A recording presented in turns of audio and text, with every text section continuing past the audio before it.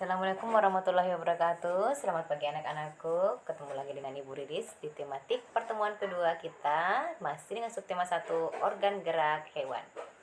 Baiklah, pada pertemuan pagi hari ini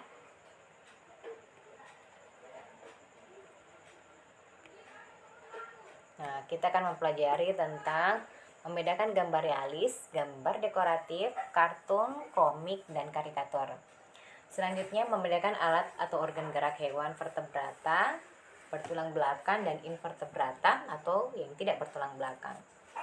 Yang ketiga, kalian akan menyebutkan contoh perilaku masyarakat yang sesuai dengan nilai-nilai Pancasila. Terakhir adalah membaca peta Indonesia. Nah, pertama, kalian akan melihat macam-macam gambar. Macam-macam gambar itu pertama adalah gambar realis. Gambar realis adalah gambar yang dibuat sesuai dengan kenyataan atau keadaan sesuai dengan objek aslinya. Bisa dilihat ya gambarnya. Kemudian yang kedua yaitu karikatur. Nah, pada gambar karikatur, gambar yang dilebih-lebihkan. Biasanya bentuknya sering dibuat lucu atau aneh.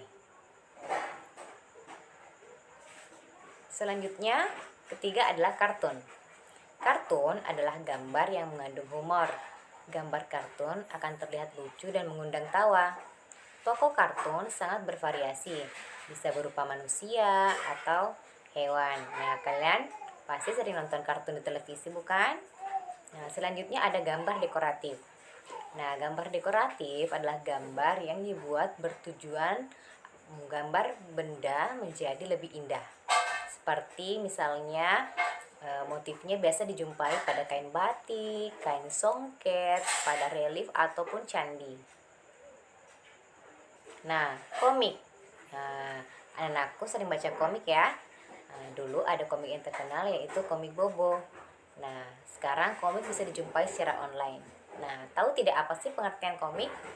Komik adalah gambar-gambar yang disusun sedemikian rupa sehingga membentuk jalan cerita.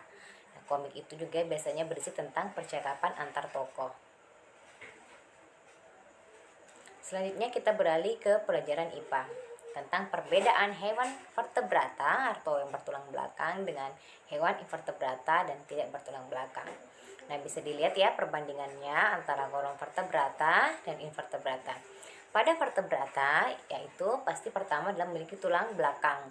Kemudian biasa terdiri dari atas leher, kepala, dan bentuk bagian tubuhnya secara umum. Kemudian pencernaannya lengkap ya, dimulai memanjang dari mulut sampai alat pembuangan.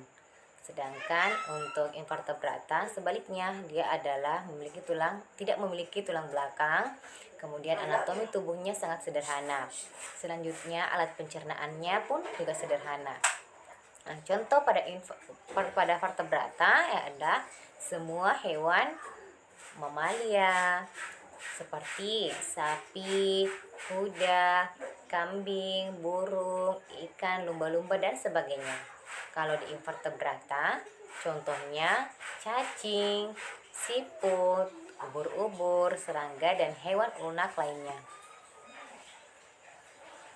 Nah, sekarang kita beralih ke PKN tentang sikap yang sesuai dengan nilai Pancasila. Ibu guru di sini mengambil 2 contoh, yaitu gotong royong dan musyawarah sesuai dengan sila Pancasila. Pertama, gotong royong. Nah, kita tahu gotong royong itu memiliki arti persatuan dan saling tolong-menolong serta menumbuhkan rasa setia kawan antar masyarakat. Sedangkan musyawarah yaitu manfaatnya melatih menyuarakan ide atau pendapat, menyelesaikan masalah karena banyaknya ide, kemudian mengambil keputusan atas dasar kesepakatan bersama, membangun kebersamaan, dan menyatukan perbedaan pendapat. Nah, musyawarah ini contoh kecilnya yaitu pemilihan ketua kelas di sekolah atau ketua OSIS. Selanjutnya kita masuk pelajaran IPS yaitu tentang membaca peta Indonesia.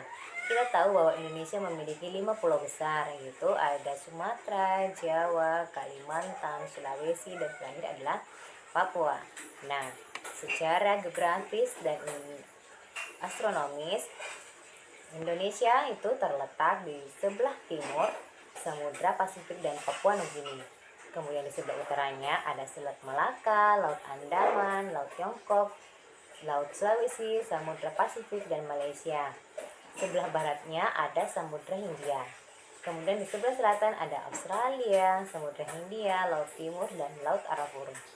Secara letak astronomis, wilayah Indonesia dilihat dari posisinya garis lintang dan garis bujur terletak 6 derajat lintang utara sampai 11 derajat lintang selatan. Dan secara bujur timur 95 bujur timur dan 141 bujur timur.